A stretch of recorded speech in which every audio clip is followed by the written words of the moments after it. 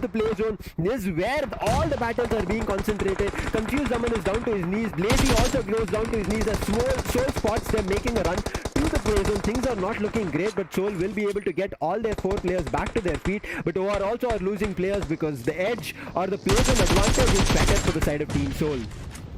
Well, yes, that is definitely true. And not to mention, they have excellent cover with themselves because, well, they're inside the house. The only thing that I feel can go wrong at this point of time is a couple of grenades being chucked into their windows. And suddenly that could be something that changes the tide against them. But as far as things go right now, with all the grenades that have been used up by teams like GE, by teams like 8-bit as well, it seems that it is going to be a little bit difficult for them to just blindly chuck grenades in. And not to mention, some of them don't even have helmets with them. Like, look at 8-bit Akshat. He doesn't even have a bag, nor does he have a helmet, and the only vest that he has taken about 60 to 70% damage already. So for the side of Soul, this is really the game for them to lose, because if they do not walk away with a win from this particular situation, then it is going to really be unfortunate for them. But it looks like Akshat is going to be hitting the ground, so is going to be Omega, and it's all down to Delta PG to come in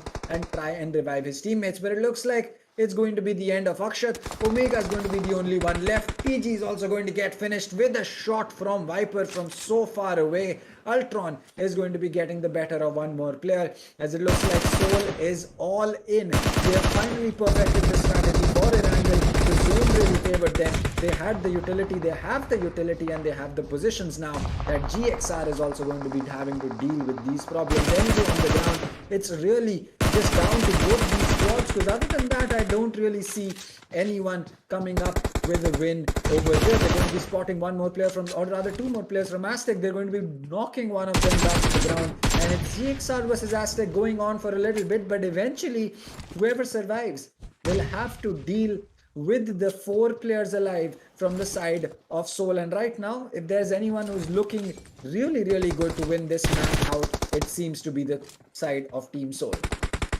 It does, but I'm kind of smiling, or I would be saying giggling on the side, because Aztec is right next to the side of Team GXR. Aztec have not made a single sound. 2 players were hiding inside the shack, but as they're making their way, I think it's done and dusted. Aztec, the sole player surviving, should be going down, but the player from Aztec, he's becoming a casualty in between the fight of GXR as well as the side of Team Soul. But Soul will be able to take down GXR. Now they know there's going to be only one team available for the fight, and they should be able to finish the match very soon. And with the beautiful grenade being tossed, that's going to be finally the side of Team Soul making a winner chicken dinner on day 3, starting off the map of Erangel. What a beautiful play, holding the, I would say, edge of the play zone.